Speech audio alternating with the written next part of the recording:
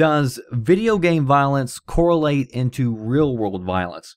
That's the question. And no doubt, if you've been watching the news, if you've been listening to the radio, reading any type of stories over the course of the last few days, no doubt you've probably seen a number of sources now proclaim that video game violence is partly to blame for the situation that we have in Connecticut. It's partly to blame for the culture of violence that we have today. So I wanted to directly hit this head on. Let's take a look at what is being said out there. Senator Joe Lieberman on Fox News Sunday, he said this: "The violence in the entertainment culture, particularly with the extraordinary realism to video games and movies now, does cause vulnerable men particularly to be violent." He doesn't say probably does. He doesn't say it might. He says that it does. He actually just gave a speech in front of Congress pretty much saying the same exact quote. David Axelrod, the president's buddy, he was the campaign manager, he tweeted out the other day after he watched a NFL game, an ad for shoot 'em up video games. All for curbing weapons of war, but shouldn't we also quit marketing murder as a game? Murder as a game. The Sun, front page, big bold letters, Killers Call of Duty Obsession. So it's headlines like this, just one right after another. Colorado's governor got on TV. Joe Scarborough on MSNBC the other day was talking about mind-numbing violent video games that causes kids to be desensitized to violence. So all these people are reaching millions of listeners' ears. They're reaching your parents probably if you're younger. They're reaching a lot of people. So do these people even know what they're talking about? Is there any correlation whatsoever between video game violence and real-world violence? I wanted to dig a little bit deeper to figure out if these people were just, throwing stuff at the wall hoping something would stick, or if there was a serious problem. Because if there is, we've got a big issue on our hands, because the Pew Research Center reported in 2008 97% of young people between the ages of 12 and 17 played some type of video games, and 2/3 of those were violent. So that means if there is a correlation between violent video games and real-world violence, that we've got a lot of ticking time bombs out there. So this is something to be concerned about if it's true. So let's look at the research. A comprehensive report of targeted school violence commissioned by the U.S. Secret Service and the Department of Education, because they're trying to profile people who they need to keep an eye on. Their report found and cautioned that no particular behavior, including interest in violence, could be used to produce a profile of a killer. Federal crime statistics, these are numbers from the government. They say serious violent crimes among young people have decreased ever since 1996, even though video game sales have skyrocketed. That's 2 studies. Chris Ferguson, Department Chair of Psychology and Communications at Texas A&M University, he's conducted several studies into violence and its effect on the youth, and he found video games just not a common factor among mass homicidal perpetrators. He says some of the mass murderers have been players, some of them haven't. So where is all this coming from? Where are these people getting their information? And, they always say, well, the studies show that there's a link between violent video games and aggression. Well, Chris Ferguson, the Department Chair of Psychology, he actually kind of addresses this. He says many studies on the issue of media violence rely on measures to assess aggression that don't correlate with real-world violence, meaning that you don't shoot somebody in game and then go out and shoot somebody in the real world. He said, more importantly, many are observational approaches that don't prove cause and effect. So the way they approach these studies is they put you in a controlled environment. They've got you hooked up to blood pressure sensors, heart rate monitors, all that, and they ask you to play a video game. And so some of the people who play the violent video games, they may have an increase in heart rate, or they may have an increase in blood pressure. And I say, yeah, duh. Because how many times have you played a game and you've been getting beat, you're not doing so well, or you can't beat that level, and you get a little frustrated, you get a little flustered? Everybody has had that. But does it only happen with video games? No. I get flustered sometimes if I go to McDonald's and I get my order wrong.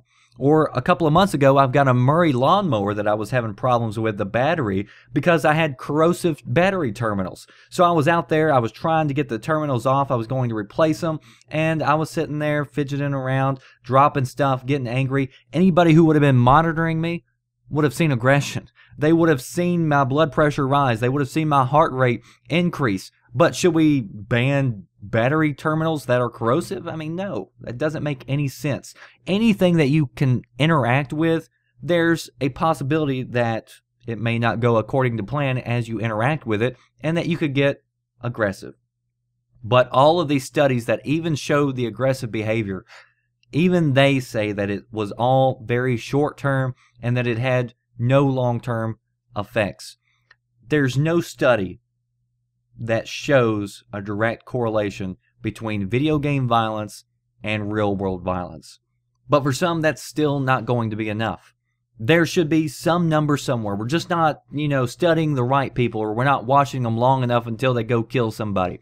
So let's take a common sense approach. Countries who sell more video games should, if video game violence leads to violence, should have more violence, right? Let's look at one more piece of information. The Washington Post posted up a chart of the 10 countries that spend the most per capita on video games, and they charted it out with gun-related murders. And what you see, if you look at this chart, Netherlands, South Korea, France, Canada, Australia, United Kingdom, Japan, Germany, they all spend more per capita than the United States. Yet if you look at it, the United States is off the charts when it comes to gun-related murders. This chart totally blows that out of the water. It doesn't make any sense whatsoever.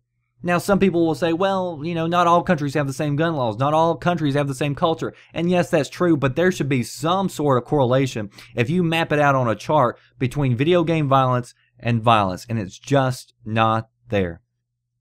It's just not there. I completely understand and encourage questioning everything, trying to get to the bottom of these senseless acts of violence. But there's so many different variables. You can look at the economic status. People who are lower income, they have lower education, they have higher crime rates in those areas. You can look at mental health institutions. In 1957, we had 600,000 people locked up in the United States in mental health hospitals. Most of those hospitals have been shut down, the funding taken away. Today, even though the population has risen, there's less than 40,000 people inside any type of mental institution. So what they've done is they've let all the crazies out on the road, and they've given them a pill, and, well, they hope you take it. They hope you're okay. So we've got a mental health issue. We've got economic issues in this country. We've got a gun control law. A lot of people have been bringing up gun control. Well, you shouldn't be able to go get a gun without an in-depth background check. That's just my personal opinion. In most states, you do have to get a background check in order to have a gun. But you go to a gun show, there's a lot of loopholes where you don't. So those need to be looked at. Those need to be fixed.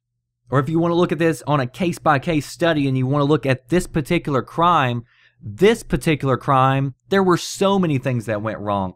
One, this kid obviously had serious mental issues, and his mother apparently had mental issues as well, because she's taken her mentally unstable child to a gun range.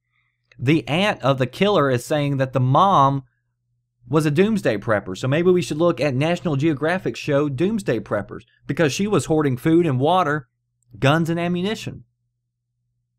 She left her guns, her legal guns, out with her mentally unstable child where they could be stolen, where they could be used in this. There are so many things that went wrong here. I completely understand throwing everything at the wall, questioning everything to try to get to the bottom of this senseless violence that seems to have taken over our country and our culture. But we have to stay sensible. You can't let emotions run away and lose sight of science and research. Video games are no more to blame for violence than comic books in the 50s or grim fairy tales.